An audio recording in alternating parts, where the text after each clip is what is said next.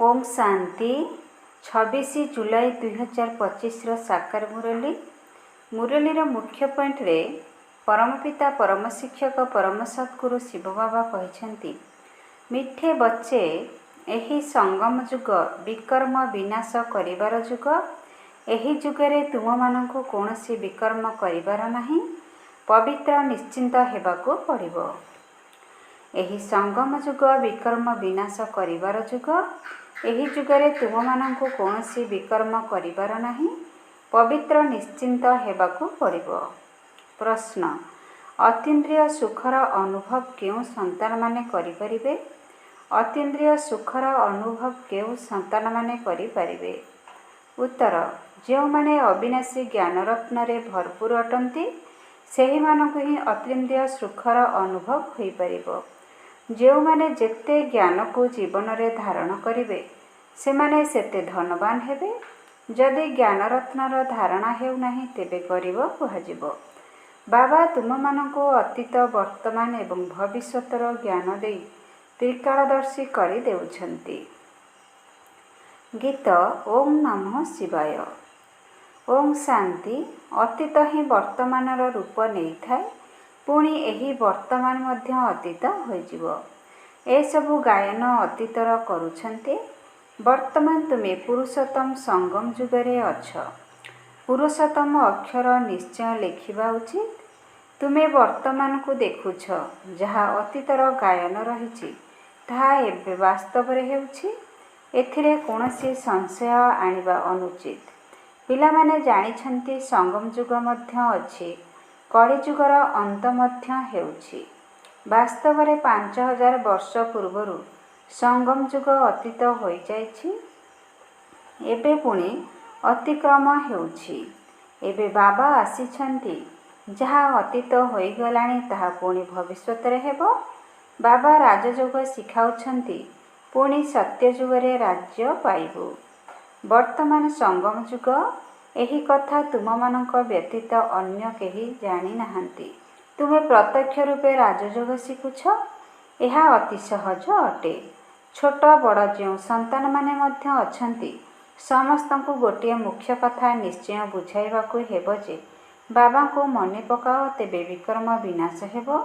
वर्तमान विकर्म विनाश करिवार समय अटे, तेणु एपरि किए थिबे जे पुणी विकर्म करिवे, किंतु माया विकर्म कराई देउछि।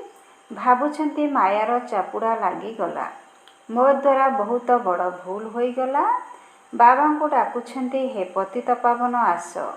तेणु बाबा आसिछंती पवित्र करिबा पई, तेणु पवित्र हेबा दरकार ना।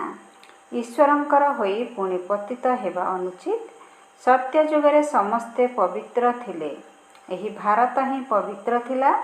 गायन मध्य करुछंती निर्विकारी दुनिया एवं विकारी दुनिया। ताहा संपूर्ण निर्विकारी, आमे विकारी अटु। काहेकिना आमे विकारग्रस्त हेउछु।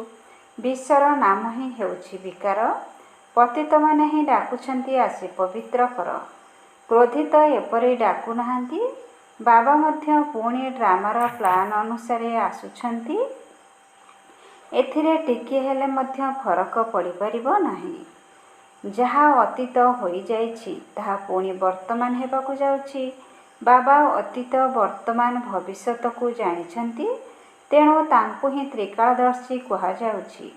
एही कथा मने रखिबाकु हेबो। एहा बहुत मेहनतर कथा अटे, किंतु घड़ी को घड़ी भूली जाउछंती। नचेत तुमे केते अतीन्द्रिय सुखरे रहिबा उचित। तुमे माने एठारे अविनाशी ज्ञान धन द्वारा बहुत साहुकार हेउछ। जहार जेतिकी धारणा सेही अनुजाई साहुकार हेउछंती, किंतु ताहा नुआ दुनिया पाई। तुमे माने जानिछ, आमे जहा किछि करुछु ताहा भविष्यत नुआ दुनिया पाई। बाबा आसिछंती ही नुआ दुनियार स्थापन करी पुरुणा दुनियार विनाश करिबा पाई। ए सबु कल्प पूर्व सदृश्य ही हेबो। तुमे ए सबु देखिबो। प्राकृतिक विपर्यय मध्य हेबो, भूमिकंप हेबो, सबु किछि विनाश होइजिबो। भारत रे केते भूमिकंप हेबो मु तो कहुछि, ताहा तो निश्चिंत हेबो। कल्प पूर्वरु मध्य होइथिला। ସେଥିପାଇଁ ତ କହୁଛନ୍ତି ସୁନାର ଦ୍ୱାରିକା ତଳକୁ ଚାଲିଯାଇଛି। ପିଲାମାନେ ଏହି କଥାକୁ ଭଲ ଭାବରେ ବୁଦ୍ଧିରେ ରଖିବା ଉଚିତ ଯେ ଆମେ 5000 ବର୍ଷ ପୂର୍ବରୁ ମଧ୍ୟ ଏହି ଜ୍ଞାନ ନେଇଥିଲୁ। ଏଥିରେ ଟିକିଏ ବି ବ୍ୟତିକ୍ରମ ନାହିଁ। ବାବା 5000 ବର୍ଷ ପୂର୍ବେ ମଧ୍ୟ ଆମେ ଏହି ଜ୍ଞାନ ଆପଣଙ୍କଠାରୁ ନେଇଥିଲୁ। ଆମେ ଅନେକ ଥର ଆପଣଙ୍କଠାରୁ ସମ୍ପତ୍ତି ନେଉଛୁ ଯାହାର ଗଣନା ହୋଇପାରିବ ନାହିଁ। କେତେଥର ତୁମେମାନେ ବିଶ୍ୱର ମାଲିକ ହୋଇଛ, ପୁଣି ଫକୀର ହେଉଛ। ବର୍ତ୍ତମାନ ଭାରତ ପୁରା ଫକୀର ହୋଇଯାଇଛି। ତୁମେ ଡ୍ରାମାର ପ୍ଲାନ୍ ଅନୁସାରେ ମଧ୍ୟ ଲେଖୁଛ। ସେମାନେ ଡ୍ରାମା ଅକ୍ଷର କହୁନାହାନ୍ତି, ତାଙ୍କର ନିଜସ୍ୱ ପ୍ଲାନ୍ ରହିଛି। ତୁମେମାନେ କହୁଛ ଡ୍ରାମାର ପ୍ଲାନ୍ ଅନୁସାରେ 5000 ବର୍ଷ ପୂର୍ବ ଭଳି ଆମେ ପୁନର୍ବାର ସ୍ଥାପନା କରୁଛୁ। କଳ୍ପ ପୂର୍ବରୁ ଯେଉଁ କର୍ତ୍ତବ୍ୟ କରିଥିଲୁ ତାହା ପୁଣି ଏବେ ମଧ୍ୟ ଶ୍ରୀମତ୍ ଆଧାରରେ କରୁଛୁ। ଶ୍ରୀମତ୍ ଦ୍ୱାରା ହିଁ ଶକ୍ତି ନେଉଛୁ। ଶିବଶକ୍ତି ନାମ ମଧ୍ୟ ରହିଛି ନା। ତେଣୁ ତୁମେମାନେ ହେଉଛ ଶିବଶକ୍ତି ଦେବୀ, ଯେଉଁମାନଙ୍କର ପୂଜା ମନ୍ଦିରରେ ହେଉଛି। ତୁମେ ଦେବୀମାନେ ହିଁ ବିଶ୍ୱର ରାଜ୍ୟପ୍ରାପ୍ତ କରୁଛ। ଜଗଦାମ୍ବାକୁ ଦେଖ, ତାଙ୍କର କେତେ ପୂଜା କରାଯାଉଛି। ଅନେକ ନାମ ରଖିଦେଇଛନ୍ତି। ସେ ତ ଜଣେ ହିଁ ଅଟନ୍ତି ନା। ଯେପରି ବାପ ଏକମାତ୍ର ଶିବ ହିଁ ଅଟନ୍ତି। ତୁମେମାନେ ମଧ୍ୟ ବିଶ୍ୱକୁ ସ୍ୱର୍ଗ କରିବାରେ ସହଯୋଗ ଦେଉଥିବାରୁ ତୁମର ମଧ୍ୟ ପୂଜା ହେଉଛି। ଅନେକ ଦେବୀ ରହିଛନ୍ତି। ଲକ୍ଷ୍ମୀଙ୍କର କେତେ ପୂଜା କରୁଛନ୍ତି। ଦୀପାବଳି ଦିନ ମହାଲକ୍ଷ୍ମୀଙ୍କର ପୂଜା କରିଥାନ୍ତି। ସେ ହେଉଛନ୍ତି ମୁଖ୍ୟ। ମହାରାଜ ମହାରାଣୀଙ୍କୁ ମିଶାଇ ମହାଲକ୍ଷ୍ମୀ କରିଦେଉଛନ୍ତି। ସେଥିରେ ଲକ୍ଷ୍ମୀନାରାୟଣ ଉଭୟ ଆସିଯାଉଛନ୍ତି। ଆମେ ମଧ୍ୟ ଲକ୍ଷ୍ମୀନାରାୟଣଙ୍କର ପୂଜା କରୁଥିଲୁ। ଧନବୃଦ୍ଧି ହେଲେ ବୁଝିଯାଆନ୍ତି ଯେ ମହାଲକ୍ଷ୍ମୀଙ୍କର କୃପା ହେଲା। ପ୍ରତ୍ୟେକ ବର୍ଷ ପୂଜା କରିଥାନ୍ତି। ଆଚ୍ଛା, ତାଙ୍କଠାରୁ ଧନ ମାଗିଥାନ୍ତି। ସଙ୍ଗମ ଯୁଗର ଦେବୀଙ୍କଠାରୁ କ'ଣ ମାଗିବେ? ତୁମେମାନେ ସଙ୍ଗମ ଯୁଗୀ ଦେବୀ ସ୍ୱର୍ଗର ବରଦାନ ଦେଉଛ। ମନୁଷ୍ୟମାନଙ୍କୁ ଏ କଥା ଜଣା ନାହିଁ ଯେ ଦେବୀମାନଙ୍କଠାରୁ ସ୍ୱର୍ଗର ସମସ୍ତ କାମନା ପୂର୍ଣ୍ଣ ହୋଇଥାଏ। ତୁମେମାନେ ଦେବୀ ଅଟନା। ମନୁଷ୍ୟମାନଙ୍କୁ ଜ୍ଞାନଦାନ କରୁଛ, ଯାହାଦ୍ୱାରା ସବୁ କାମନା ପୂର୍ଣ୍ଣ କରି ଦେଉଛ। ରୋଗ ଆଦି ହେଲେ ଦେବୀମାନଙ୍କୁ ରୋଗମୁକ୍ତ କରିବା ପାଇଁ କହିଥାନ୍ତି ଓ ନିଜର ରକ୍ଷାର ମାଗୁଣି କରିଥାନ୍ତି। ଅନେକ ପ୍ରକାରର ଦେବୀ ରହିଛନ୍ତି। ତୁମେ ହେଉଛ ସଙ୍ଗମ ଯୁଗର ଶିବଶକ୍ତି ଦେବୀ। ତୁମେ ହିଁ ସ୍ୱର୍ଗର ବରଦାନ ଦେଉଛ। ବାବାଙ୍କ ସହିତ ପିଲାମାନେ ମଧ୍ୟ ଦେଉଛନ୍ତି। ମହାଲକ୍ଷ୍ମୀଙ୍କୁ ଦେଖାଇ ନାରାୟଣଙ୍କୁ ଗୁପ୍ତ କରିଦେଉଛନ୍ତି। ବାବା ତୁମର କେତେ ପ୍ରଭାବ ବଢ଼ାଉଛନ୍ତି। ଦେବୀମାନେ 21 ଜନ୍ମ ପାଇଁ ସୁଖର ସବୁ କାମନା ପୂର୍ଣ୍ଣ କରୁଛନ୍ତି। ମହାଲକ୍ଷ୍ମୀଙ୍କ ଠାରୁ ଧନ ମାଗୁଛନ୍ତି। ଧନ ନିମନ୍ତେ ହିଁ ମନୁଷ୍ୟ କର୍ମଧନ୍ଦା କରୁଛନ୍ତି। ତୁମକୁ ତ ବାବା ଆସି ସାରା ବିଶ୍ୱର ମାଲିକ କରାଇ ଅସରନ୍ତି ଧନ ଦେଉଛନ୍ତି। ଶ୍ରୀଲକ୍ଷ୍ମୀ ନାରାୟଣ ବିଶ୍ୱର ମାଲିକ ଥିଲେ, ଏବେ କାଙ୍ଗାଳ ହୋଇଯାଇଛନ୍ତି। ତୁମେମାନେ ଜାଣିଛ ରାଜତ୍ୱ କଲେ ପୁଣି କିପରି ଧୀରେ ଧୀରେ ଅବରୋହଣ କଳା ହେଉଛି। ପୁନର୍ଜନ୍ମ ନେଇ ନେଇ କଳା କମ୍ ହୋଇ ହୋଇ ଏବେ ଦେଖ କିପରି ଅବସ୍ଥା ହୋଇଛି। ଏହା ମଧ୍ୟ ନୂଆ କଥା ନୁହେଁ। ପ୍ରତ୍ୟେକ 5000 ବର୍ଷରେ ଥରେ ଚକ୍ର ଘୁରୁଛି। ବର୍ତ୍ତମାନ ଭାରତ କେତେ କାଙ୍ଗାଳ ହୋଇଯାଇଛି। ଏହା ରାବଣ ରାଜ୍ୟ ଅଟେ। ଭାରତ କେତେ ଶ୍ରେଷ୍ଠ ନମ୍ବର 1 ଥିଲା, ଏବେ ଶେଷ ନମ୍ବରରେ ଅଛି। ଶେଷକୁ ନ ଆସିଲେ ପୁଣି ନମ୍ବର 1ରେ କିପରି ଯିବେ? ହିସାବ ରହିଛି ନା। ଧୈର୍ଯ୍ୟର ସହିତ ବିଚାରସାଗର ମନ୍ଥନ କଲେ ସବୁକିଛି ସ୍ୱତଃ ବୁଦ୍ଧିରେ ଆସିଯିବ। କେତେ ମଧୁର କଥା ଅଟେ। ବର୍ତ୍ତମାନ ତ ତୁମେମାନେ ସାରା ସୃଷ୍ଟିଚକ୍ରକୁ ଜାଣିଗଲଣି। କେବଳ ସ୍କୁଲରେ ପାଠ ପଢ଼ାଯାଏ ନାହିଁ, ଶିକ୍ଷକ ମଧ୍ୟ ବିଷୟବସ୍ତୁ ଘରେ ପଢ଼ିବାକୁ ଦେଇଥାନ୍ତି, ଯାହାକୁ ହୋମୱାର୍କ କୁହାଯାଏ। ବାବା ମଧ୍ୟ ତୁମକୁ ହୋମୱାର୍କ ଦେଉଛନ୍ତି। ଦିନରେ ଧନ୍ଦା ଆଦି କର। ଶରୀର ନିର୍ବାହ ତ କରିବାକୁ ହିଁ ପଡ଼ିବ। ଅମୃତ ବେଳାରେ ତ ସମସ୍ତଙ୍କୁ ଫୁରସତ ମିଳିଥାଏ। ଭୋର 2-3ଟା ସମୟ ବହୁତ ଭଲ। ସେ ସମୟରେ ଉଠି ବାବାଙ୍କୁ ସ୍ନେହର ସହିତ ମନେ ପକାଅ। ଏହି ବିକାର ହିଁ ତୁମକୁ ଆଦି ମଧ୍ୟ ଅନ୍ତ ଦୁଃଖ ଦେଇଛି। ରାବଣକୁ ଜଳାଉଛନ୍ତି, କିନ୍ତୁ ଏହାର ଅର୍ଥ କିଛି ହେଲେ ଜାଣିନାହାନ୍ତି। ବାସ୍ କେବଳ ପରମ୍ପରାରୁ ରାବଣକୁ ଜଳାଇବାର ପ୍ରଥା ଚାଲି ଆସୁଛି। ଡ୍ରାମା ଅନୁସାରେ ଏହା ମଧ୍ୟ ନିର୍ଦ୍ଧାର୍ଯ୍ୟ ରହିଛି। ରାବଣକୁ ମାରି ଆସୁଛନ୍ତି, କିନ୍ତୁ ରାବଣ ମରୁନାହିଁ। ଏବେ ତୁମେ ଜାଣିଛ ଯେ ଏହି ରାବଣକୁ ଜଳାଇବା ବନ୍ଦ କେବେ ହେବ? ତୁମେ ଏବେ ପ୍ରକୃତ ସତ୍ୟନାରାୟଣଙ୍କର କଥା ଶୁଣୁଛ। ତୁମେ ଜାଣିଛ ଯେ ଆମକୁ ଏବେ ବାବାଙ୍କଠାରୁ ସମ୍ପତ୍ତି ମିଳୁଛି। ବାବାଙ୍କୁ ନ ଜାଣିବା କାରଣରୁ ହିଁ ସମସ୍ତେ ନିର୍ଧନ ହୋଇଯାଇଛନ୍ତି। ବାବା ଯିଏକି ଭାରତକୁ ସ୍ୱର୍ଗ କରୁଛନ୍ତି, ତାଙ୍କୁ ମଧ୍ୟ ଜାଣିନାହାନ୍ତି। ଏହା ମଧ୍ୟ ଡ୍ରାମାରେ ନିର୍ଦ୍ଧାର୍ଯ୍ୟ ରହିଛି। ସିଡ଼ିରେ ତଳକୁ ଓହ୍ଲାଇ ତମପ୍ରଧାନ ହେଲେ ଯାଇ ବାବା ଆସିବେ, କିନ୍ତୁ ନିଜକୁ କେହି ତମପ୍ରଧାନ ଭାବୁନାହାନ୍ତି। ବାବା କହୁଛନ୍ତି ବର୍ତ୍ତମାନ ସମଗ୍ର ବୃକ୍ଷର ଜୀର୍ଣ୍ଣଶୀର୍ଣ୍ଣ ଅବସ୍ଥା ହୋଇଗଲାଣି। ଏଠାରେ କେହି ଜଣେ ହେଲେ ଶତପ୍ରଧାନ ନାହାନ୍ତି। ସୁଖଧାମ ଏବଂ ଶାନ୍ତିଧାମରେ ଶତପ୍ରଧାନ ହେବେ, ବର୍ତ୍ତମାନ ତମପ୍ରଧାନ ଅଟନ୍ତି। ବାବା ହିଁ ଆସି ତୁମକୁ ଅଜ୍ଞାନ ନିଦ୍ରାରୁ ଜାଗ୍ରତ କରୁଛନ୍ତି। ତୁମେ ପୁଣି ଅନ୍ୟମାନଙ୍କୁ ଜାଗ୍ରତ କରୁଛ। ଜାଗ୍ରତ ମଧ୍ୟ ହେଉଛନ୍ତି। ମନୁଷ୍ୟ ମରିଗଲେ ଦୀପ ଜଳାଇଥାନ୍ତି ଆଲୋକକୁ ଆସିବା ପାଇଁ। ବର୍ତ୍ତମାନ ଘୋର ଅନ୍ଧକାର ହୋଇଯାଇଛି। ଆତ୍ମାମାନେ ସ୍ୱତଃ ନିଜର ଘରକୁ ଫେରିଯାଇପାରିବେ ନାହିଁ। ଯଦିଓ ଇଚ୍ଛା ହେଉଛି ଯେ ଦୁଃଖରୁ ମୁକ୍ତ ହେବୁ, କିନ୍ତୁ ଜଣେ ହେଲେ ମୁକ୍ତ ହୋଇପାରିବେ ନାହିଁ।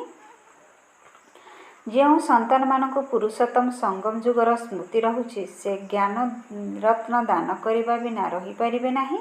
ଯେପରି ମନୁଷ୍ୟ ପୁରୁଷୋତ୍ତମ ମାସରେ ବହୁତ ଦାନ ପୁଣ୍ୟ କରିଥାନ୍ତି, ସେହିପରି ଏହି ପୁରୁଷୋତ୍ତମ ସଙ୍ଗମ ଯୁଗରେ ତୁମକୁ ଜ୍ଞାନ ରତ୍ନର ଦାନ କରିବାକୁ ହେବ। ଏ କଥା ମଧ୍ୟ ଜାଣିଛ ଯେ ଏଠାରେ ସ୍ୱୟଂ ପରମ ପିତା ପରମାତ୍ମା ପାଠ ପଢ଼ାଉଛନ୍ତି, କୃଷ୍ଣଙ୍କର କଥା ନୁହେଁ। କୃଷ୍ଣ ତ ହେଉଛନ୍ତି ସତ୍ୟଯୁଗର ପ୍ରଥମ ରାଜକୁମାର। ସେ ପୁଣି ପୁନର୍ଜନ୍ମ ନେଇ ଆସୁଛନ୍ତି। ବାବା ଅତୀତ, ବର୍ତ୍ତମାନ, ଭବିଷ୍ୟତର ରହସ୍ୟ ମଧ୍ୟ ବୁଝାଉଛନ୍ତି। ତୁମେ ତ୍ରିକାଳଦର୍ଶୀ ହେଉଛ। ବାବାଙ୍କ ବିନା ଆଉ କେହି ତ୍ରିକାଳଦର୍ଶୀ କରିପାରିବେ ନାହିଁ। ସୃଷ୍ଟିର ଆଦି ମଧ୍ୟ ଅନ୍ତର ଜ୍ଞାନ ବାବାଙ୍କ ପାଖରେ ହିଁ ଅଛି। ସେଥିପାଇଁ ତାଙ୍କୁ ହିଁ ଜ୍ଞାନର ସାଗର କୁହାଯାଉଛି। ସର୍ବୋଚ୍ଚ ଭଗବାନଙ୍କର ହିଁ ଗାୟନ ରହିଛି। ସେ ହିଁ ରଚୟିତା ଅଟନ୍ତି। ହେଭେନଲି ଗଡ୍ ଫାଦର ଅକ୍ଷର ବହୁତ କ୍ଲିଅର ଅଟେ, ଯିଏକି ସ୍ୱର୍ଗର ସ୍ଥାପନା କରୁଛନ୍ତି। ଶିବ ଜୟନ୍ତୀ ମଧ୍ୟ ପାଳନ କରୁଛନ୍ତି, କିନ୍ତୁ ସେ କେବେ ଆସିଲେ, କ'ଣ କଲେ, ଏ କଥା କିଛି ବି ଜାଣିନାହାନ୍ତି। ଜୟନ୍ତୀର ଅର୍ଥ ହିଁ ଜଣାନାହିଁ। ତେଣୁ ଜୟନ୍ତୀ ପାଳନ କରି କ'ଣ କରିବେ? କିନ୍ତୁ ଏସବୁ ମଧ୍ୟ ଡ୍ରାମାରେ ରହିଛି। ବର୍ତ୍ତମାନ ହିଁ ତୁମେମାନେ ଡ୍ରାମାର ଆଦି ମଧ୍ୟ ଅନ୍ତକୁ ଜାଣୁଛ। ଆଉ କେହି ଜାଣିପାରିବ ନାହିଁ। ପୁଣି ଯେତେବେଳେ ସଙ୍ଗମ ଯୁଗରେ ବାବା ଆସିବେ, ସେତେବେଳେ ହିଁ ଜାଣିବ। ଏବେ ତୁମର ସ୍ମୃତି ଆସୁଛି, ଏହି 84 ଜନ୍ମର ଚକ୍ର କିପରି ଘୁରୁଛି। ଭକ୍ତି ମାର୍ଗରେ କ'ଣ ଅଛି? ଏହାଦ୍ୱାରା ତ କିଛି ବି ମିଳୁନାହିଁ। କେତେ ଭକ୍ତମାନେ ଭିଡ଼ରେ ଧକ୍କା ଖାଇବାକୁ ଯାଉଛନ୍ତି। ବାବା ସେଥିରୁ ତୁମମାନଙ୍କୁ ମୁକ୍ତ କରିଦେଲେ। ବର୍ତ୍ତମାନ ତୁମେମାନେ ଜାଣୁଛ ଯେ ଆମେ ଶ୍ରୀମତ ଅନୁସାରେ ପୁନର୍ବାର ଭାରତକୁ ଶ୍ରେଷ୍ଠ କରୁଛୁ। ଶ୍ରୀମତ ଦ୍ୱାରା ହିଁ ଶ୍ରେଷ୍ଠ ହେଉଛନ୍ତି, ଯେଉଁ ଶ୍ରୀମତ ସଙ୍ଗମରେ ହିଁ ମିଳୁଛି। ତୁମେମାନେ ଯଥାର୍ଥ ଭାବରେ ଜାଣୁଛ ଯେ ଆମେ କ'ଣ ଥିଲୁ ଏବଂ କିପରି ଏଭଳି ହେଲୁ। ଏବେ ପୁଣି ପୁରୁଷାର୍ଥ କରୁଛନ୍ତି। ପିଲାମାନେ ଯଦି ପୁରୁଷାର୍ଥ କରି କରି କେବେ ଫେଲ୍ ହୋଇଗଲେ, ତେବେ ବାବାଙ୍କୁ ସମାଚାର ଦିଅ। ବାବା ପୁନର୍ବାର ଉତ୍ତୀର୍ଣ୍ଣ ହେବା ପାଇଁ ସାବଧାନୀ ଦେବେ। କେବେ ବି ଫେଲ୍ ହୋଇ ବସିଯାଅ ନାହିଁ। ପୁନର୍ବାର ଛିଡ଼ା ହୋଇଯାଅ। ଔଷଧ ଖାଅ। ସର୍ଜନ ତ ବସିଛନ୍ତି ନା। ବାବା ବୁଝାଉଛନ୍ତି 5 ମହଲା ଏବଂ 2 ମହଲାରୁ ପଡ଼ିବାରେ ବହୁତ ଫରକ ରହିଛି। କାମ ବିକାର ହେଉଛି 5 ମହଲା। ସେଥିପାଇଁ ବାବା କହୁଛନ୍ତି କାମ ମହାଶତ୍ରୁ ଅଟେ। ସେ ତୁମକୁ ପତିତ କରିଛି, ଏବେ ପାବନ ହୁଅ। ପତିତ ପାବନ ବାବା ହିଁ ଆସି ତୁମମାନଙ୍କୁ ପାବନ କରାଉଛନ୍ତି ଏବଂ ତାହା ନିଶ୍ଚିନ୍ତ ସଙ୍ଗମରେ ହିଁ କରିବେ। କଳିଯୁଗର ଶେଷ ଏବଂ ସତ୍ୟଯୁଗ ଆଦିର ଏହା ହେଉଛି ସଙ୍ଗମ। ପିଲାମାନେ ଜାଣିଛନ୍ତି ବାବା ଏଠାରେ ଚାରା ଲଗାଉଛନ୍ତି, ପୁଣି ପୂରା ବୃକ୍ଷ ଏଠାରେ ବଢ଼ିବ। ବ୍ରାହ୍ମଣମାନଙ୍କର ବୃକ୍ଷ ବୃଦ୍ଧି ହୋଇ ପୁଣି ସୂର୍ଯ୍ୟବଂଶୀ ଚନ୍ଦ୍ରବଂଶୀରେ ଯାଇ ସୁଖ ଭୋଗ କରିବେ। ବାବା କେତେ ସହଜ ଭାବରେ ବୁଝାଉଛନ୍ତି। ଆଚ୍ଛା, ପଢ଼ିବା ପାଇଁ ମୁରଲି ମିଳୁନାହିଁ ତ ବାବାଙ୍କୁ ମନେ ପକାଅ। ଏହି କଥା ବୁଦ୍ଧିରେ ପକ୍କା କର ଯେ ଶିବ ବାବା ବ୍ରହ୍ମାଙ୍କ ଶରୀରରେ ଆସି ଆମକୁ କହୁଛନ୍ତି, ମୋତେ ମନେ ପକାଇଲେ ତୁମେମାନେ ବିଷ୍ଣୁକୂଳକୁ ଚାଲିଯିବ। ତେବେ ଏସବୁର ଆଧାର ପୁରୁଷାର୍ଥ ଉପରେ ରହିଛି। କଳ୍ପକଳ୍ପ ଯାହା ପୁରୁଷାର୍ଥ କରିଛ ତାହା ହିଁ ଚାଲିବ। ଅଧାକଳ୍ପ ଦେହ ଅଭିମାନୀ ହୋଇଛ, ଏବେ ଦେହୀ ଅଭିମାନୀ ହେବାର ପୁରା ପୁରୁଷାର୍ଥ କର। ଏଥିରେ ହିଁ ମେହନତ ରହିଛି। ପାଠପଢ଼ା ତ ବହୁତ ସହଜ, ମୁଖ୍ୟ ହେଉଛି ପବିତ୍ର ହେବାର କଥା। ବାବାଙ୍କୁ ଭୁଲିବା ଏହା ବହୁତ ବଡ଼ ଭୁଲ। ଦେହ ଅଭିମାନରେ ଆସିବା ଦ୍ୱାରା ହିଁ ବାବାଙ୍କୁ ଭୁଲୁଛ। ଶରୀର ନିର୍ବାହ ଅର୍ଥେ ଧନ୍ଦା ଆଦି 8 ଘଣ୍ଟା କର, ବାକି 8 ଘଣ୍ଟା ଯୋଗ କରିବାର ପୁରୁଷାର୍ଥ କରିବା ଉଚିତ। ଏହି ଅବସ୍ଥା ଜଲ୍ଦି ହେବ ନାହିଁ। ଅନ୍ତିମ ସମୟରେ ଯେତେବେଳେ ଏହି ଅବସ୍ଥା ହେବ, ସେତେବେଳେ ବିନାଶ ହେବ। କର୍ମାତୀତ ଅବସ୍ଥା ହେଲେ ଏହି ଶରୀର ରହିପାରିବ ନାହିଁ। ଶରୀର ଛାଡ଼ିବାକୁ ହେବ, କାହିଁକି ନା ଆତ୍ମା ପବିତ୍ର ହୋଇଯାଇଛି ନା। ଯେତେବେଳେ କ୍ରମାନୁସାରେ କର୍ମାତୀତ ଅବସ୍ଥା ହୋଇଯିବ, ସେତେବେଳେ ଲଢ଼େଇ ଆରମ୍ଭ ହେବ। ସେତେବେଳେ ପର୍ଯ୍ୟନ୍ତ ରିହର୍ସଲ ଚାଲିବ। ଆଚ୍ଛା, ମିଠା ମିଠା ଶିଖିଲେ ସନ୍ତାନମାନଙ୍କ ପ୍ରତି ମାତା ପିତା ବାପଦାଦାଙ୍କର ମଧୁର ସ୍ନେହସମ୍ପନ୍ନ ଶୁଭେଚ୍ଛା ଏବଂ ସୁପ୍ରଭାତ। ଆତ୍ମିକ ପିତାଙ୍କର ଆତ୍ମିକ ସନ୍ତାନମାନଙ୍କୁ ନମସ୍ତେ। ଆତ୍ମିକ ସନ୍ତାନମାନଙ୍କର ଆତ୍ମିକ ପିତାଙ୍କୁ ନମସ୍ତେ ନମସ୍ତେ ନମସ୍ତେ। ଓಂ ଶାନ୍ତି। ମେରା ବାବା, ପ୍ୟାରା ବାବା, ମିଠା ବାବା, ଶୁକ୍ରିୟା ବାବା। ଓಂ ଶାନ୍ତି। ଧାରଣା ପାଇଁ ମୁଖ୍ୟସାର 1ରେ ଏହି ପୁରୁଷୋତ୍ତମ ମାସରେ ଅର୍ଥାତ୍ ସଙ୍ଗମ ଯୁଗରେ ଅବିନାଶୀ ଜ୍ଞାନରତ୍ନର ଧ୍ୟାନ କରିବାକୁ ହେବ। ଅମୃତ ବେଳାରେ ଉଠି ବିଚାରସାଗର ମନ୍ଥନ କରିବାକୁ ହେବ। ଶ୍ରୀମତ ଅନୁସାରେ ଶରୀର ନିର୍ବାହ କରିବା ସହିତ ବାବା ଯେଉଁ ହୋମୱାର୍କ ଦେଉଛନ୍ତି, ଅର୍ଥାତ୍ ଘର ଗୃହସ୍ଥରେ ରହି ଯେଉଁଭଳି କର୍ମ କରିବାକୁ କହୁଛନ୍ତି, ତାହା ମଧ୍ୟ ନିଶ୍ଚିତ କରିବାକୁ ହେବ। ଏହି ପୁରୁଷୋତ୍ତମ ମାସରେ ଅର୍ଥାତ୍ ସଙ୍ଗମ ଯୁଗରେ ଅବିନାଶୀ ଜ୍ଞାନରତ୍ନର ଦାନ କରିବାକୁ ହେବ। ଅମୃତ ବେଳାରେ ଉଠି ବିଚାରସାଗର ମନ୍ଥନ କରିବାକୁ ହେବ। ଶ୍ରୀମତ ଅନୁସାରେ ଶରୀର ନିର୍ବାହ କରିବା ସହିତ ବାବା ଯେଉଁ ହୋମୱାର୍କ ଦେଉଛନ୍ତି, ଅର୍ଥାତ୍ ଘର ଗୃହସ୍ଥରେ ରହି ଯେଉଁଭଳି କର୍ମ କରିବାକୁ କହୁଛନ୍ତି, ତାହା ମଧ୍ୟ ନିଶ୍ଚିତ କରିବାକୁ ହେବ। ପୁରୁଷାର୍ଥରେ ଯଦି କୌଣସି ବିଘ୍ନ ଆସୁଛି, ତେବେ ବାବାଙ୍କୁ ସମାଚାର ଦେଇ ଶ୍ରୀମତ ନେବାକୁ ହେବ। ସର୍ଜନଙ୍କୁ ସବୁ କଥା ଶୁଣାଇବାକୁ ହେବ। ବିକର୍ମ ବିନାଶ କରିବା ସମୟରେ କୌଣସି ନୂଆ ବିକର୍ମ କରିବା ଉଚିତ ନୁହେଁ। ପୁରୁଷାର୍ଥରେ ଯଦି କୌଣସି ବିଘ୍ନ ଆସୁଛି, ତେବେ ବାବାଙ୍କୁ ସମାଚାର ଦେଇ ଶ୍ରୀମତ ନେବାକୁ ହେବ। ସର୍ଜନଙ୍କୁ ସବୁ କଥା ଶୁଣାଇବାକୁ ହେବ। ବିକର୍ମ ବିନାଶ କରିବା ସମୟରେ କୌଣସି ନୂଆ ବିକର୍ମ କରିବା ଉଚିତ ନୁହେଁ। ବରଦାନ। ଅଖଣ୍ଡ ଯୋଗର ବିଧି ଦ୍ୱାରା ଅଖଣ୍ଡ ପୂଜ୍ୟ ହେଉଥିବା ଶ୍ରେଷ୍ଠ ମହାନ ଆତ୍ମା ହୁଅ। ଅଖଣ୍ଡ ଯୋଗର ବିଧି ଦ୍ୱାରା ଅଖଣ୍ଡ ପୂଜ୍ୟ ହେଉଥିବା ଶ୍ରେଷ୍ଠ ମହାନ ଆତ୍ମା ହୁଅ। ଆଜିକାଲି ଯେଉଁମାନେ ସବୁ ମହାନ ଆତ୍ମା ବୋଲାଉଛନ୍ତି, ସେମାନଙ୍କର ନାମ ଅଖଣ୍ଡାନନ୍ଦ ଆଦି ରଖିଦେଉଛନ୍ତି, କିନ୍ତୁ ସବୁଥିରେ ଅଖଣ୍ଡ ସ୍ୱରୂପ ତ ତୁମେମାନେ ହିଁ ଅଟ। ଆନନ୍ଦରେ ମଧ୍ୟ ଅଖଣ୍ଡ, ସୁଖରେ ମଧ୍ୟ ଅଖଣ୍ଡ। କେବଳ ସଙ୍ଗ ଦୋଷରେ ଆସ ନାହିଁ। ଅନ୍ୟମାନଙ୍କର ଅବଗୁଣକୁ ଦେଖୁଥିଲେ ମଧ୍ୟ ଶୁଣୁଥିଲେ ମଧ୍ୟ ସେଥିପ୍ରତି ଧ୍ୟାନ ଦିଅ ନାହିଁ। ତେବେ ଏହି ବିଶେଷତା ଆଧାରରେ ତୁମେ ଅଖଣ୍ଡ ଯୋଗୀ ହୋଇଯିବ। ଯେଉଁମାନେ ଅଖଣ୍ଡ ଯୋଗୀ ଅଟନ୍ତି, ସେହିମାନେ ହିଁ ଅଖଣ୍ଡ ପୂଜା ହୋଇଥାନ୍ତି। ତେବେ ତୁମେମାନେ ଏଭଳି ମହାନ ଆତ୍ମା ଅଟ, ଯାହାକି ଅଧାକଳ୍ପ ପର୍ଯ୍ୟନ୍ତ ନିଜେ ପୂଜ୍ୟ ସ୍ୱରୂପରେ ରହୁଛ ଏବଂ ଆଉ ଅଧାକଳ୍ପ ତୁମେମାନଙ୍କର ଜଡ଼ଚିତ୍ରର ପୂଜନ ହେଉଛି। ସ୍ଲୋଗାନ। ଦିବ୍ୟ ବୁଦ୍ଧି ହିଁ ଶାନ୍ତିର ଶକ୍ତିର ଆଧାର ଅଟେ। ଦିବ୍ୟ ବୁଦ୍ଧି ହିଁ ଶାନ୍ତିର ଶକ୍ତିର ଆଧାର ଅଟେ। ଓಂ ଶାନ୍ତି। ଆଜିର ଅବ୍ୟକ୍ତ ଇସାରାରେ ବାବା କହିଛନ୍ତି, ସଂକଳ୍ପ ଶକ୍ତିକୁ ଜମା କରି ଶ୍ରେଷ୍ଠ ସେବାର ନିମିତ୍ତ ହୁଅ। ଯିଏ ନିଜର ସୂକ୍ଷ୍ମ ଶକ୍ତିଗୁଡ଼ିକୁ ଯଥା ମନୋବୁଦ୍ଧିକୁ ନିୟନ୍ତ୍ରଣ କରିପାରିବ, ସେ ଅନ୍ୟମାନଙ୍କୁ ମଧ୍ୟ ନିୟନ୍ତ୍ରଣ କରିପାରିବ। ସେଥିପାଇଁ ଯଦି ନିଜ ଉପରେ ନିୟନ୍ତ୍ରଣ କରିବାର ଶକ୍ତି ଏବଂ ଶାସନ କରିବାର ଶକ୍ତି ଥିବ, ତେବେ ଏହା ହିଁ ଯଥାର୍ଥ ନିୟନ୍ତ୍ରଣ ଶକ୍ତି ପାଲଟିଯିବ। ଚାହେ ଅଜ୍ଞାନୀ ଆତ୍ମାମାନଙ୍କୁ ସେବା ଦ୍ୱାରା ନିୟନ୍ତ୍ରଣ କର, ଚାହେ ବ୍ରାହ୍ମଣ ପରିବାରରେ ସ୍ନେହସମ୍ପନ୍ନ ସନ୍ତୁଷ୍ଟତା ସମ୍ପନ୍ନ ବ୍ୟବହାର କର, ଦୁଇଟି ଯାକରେ ସଫଳ ହୋଇଯିବ।